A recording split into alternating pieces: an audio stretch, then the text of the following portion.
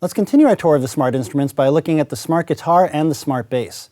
And the smart guitar especially is just a great and fun tool to have on hand when you're trying to flesh out parts or come up with a demo. It's very easy to learn. You don't even necessarily need to know how to play guitar to come up with some great sounding guitar parts. So let's start by taking a look at the smart guitar. So right now we're seeing a representation of an acoustic guitar. If you tap the acoustic name, you see you have access to 3 other guitars you can play around with. You've got the classic clean, hard rock, you can see these all have different looks, and the roots rock. So 4 distinct guitar sounds to choose from here. Let's go back and start with the acoustic. Now there are a couple of ways you can play the smart guitar. At its default state here, you can tap the top of these chord strips. You can see they each have a chord name at the top, and simply by tapping one, you play that chord. Another way to play it is just simply tapping the notes on the chord strips.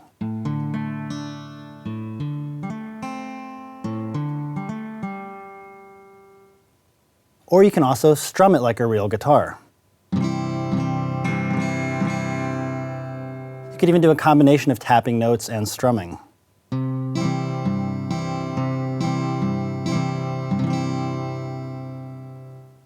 Now you might have been noticing I've been muting the chord simply by holding down in one of the blank areas on the end of the fretboard here. You can do that on either end.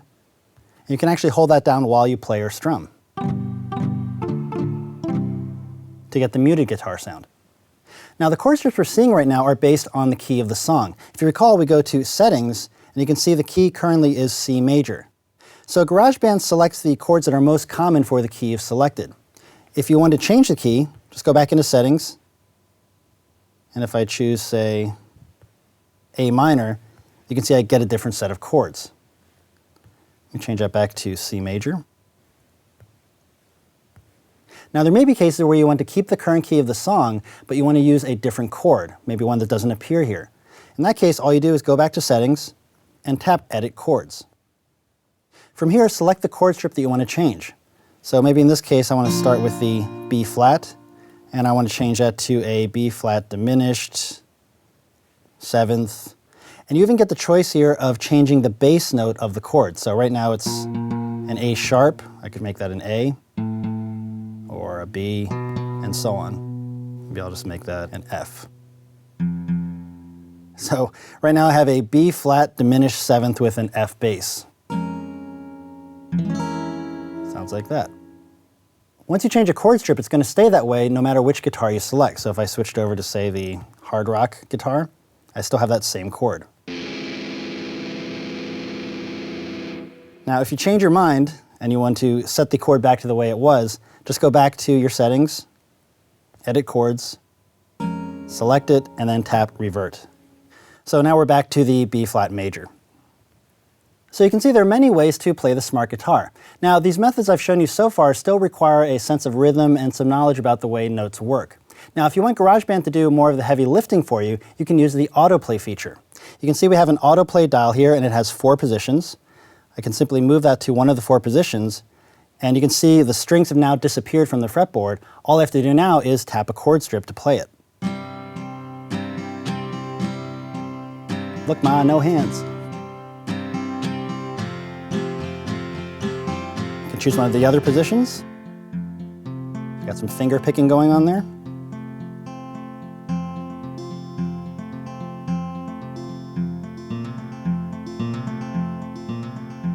Now another really cool thing about this is there are actually 2 more hidden patterns within each one of these chord strips. When you tap with one finger, you get one chord pattern. If you tap with 2, you get a slightly different one. And if you tap with 3, you get yet another one.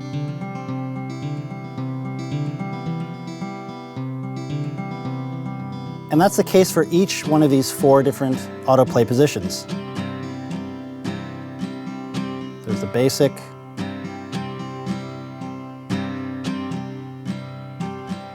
and slightly more aggressive,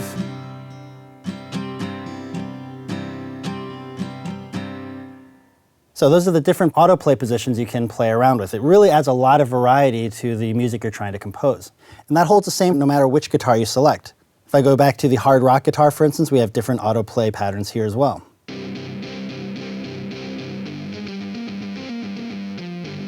fingers, or go back to 2. Now, yet another way to play the smart guitar is to switch from chords to notes.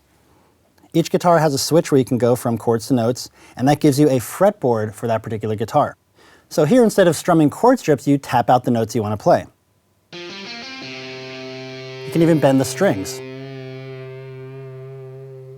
can play multiple notes together.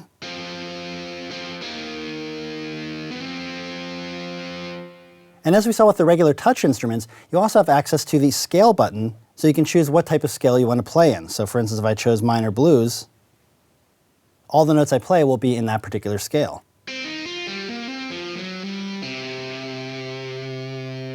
Now you notice that we have certain frets that are lighter than the others.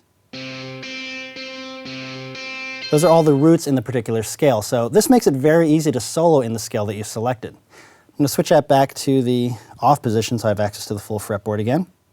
Now you might have noticed that the electric guitars also have 2 effects pedals associated with each one. So in this case, with the hard rock, I have vintage drive and robo flanger, and you simply turn them on by tapping their foot switches there. And then you can hear the effects.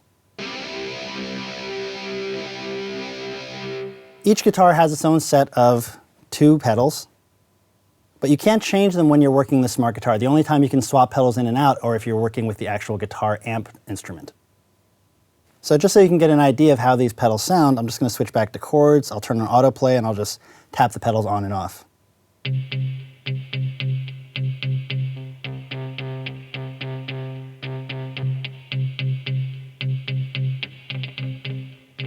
Nice little echo effect there. Try it on the classic clean. Here's the chorus.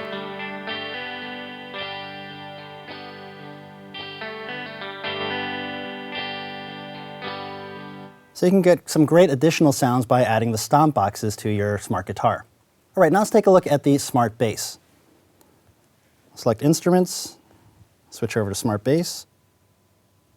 So the smart bass layout is very similar to the smart guitar. We have the same types of chord strips, only with the smart bass we can't tap the top of the chord strips to play chords, because you generally don't play chords on a bass. But you can tap out bass patterns by either strumming the chords like this or just tap out a rhythm.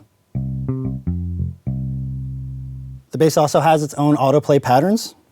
Each one has 4 positions again.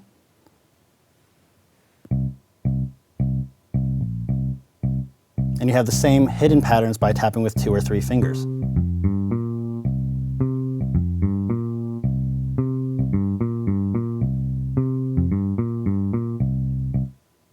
You can select from 3 models of electric basses: Liverpool, muted, and picked, and upright bass as well.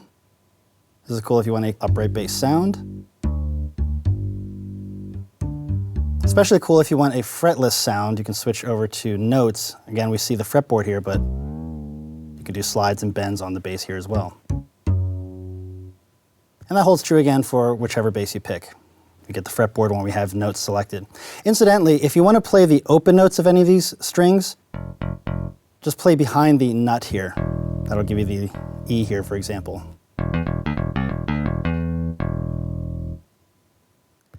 GarageBand also includes 4 synth basses in here as well. For instance, Exoplanet. And they make it very easy for you to play this instrument if you're used to playing the bass fretboard, but it sounds very different from a regular bass. You get controls for cutoff and, in this case, FM. Actually, let me pick a different bass that holds out a little bit longer. This changes to resonance in this case.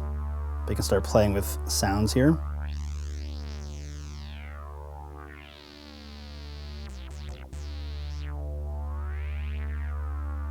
Or of course you can also switch back to chords, where you can tap autoplay chords.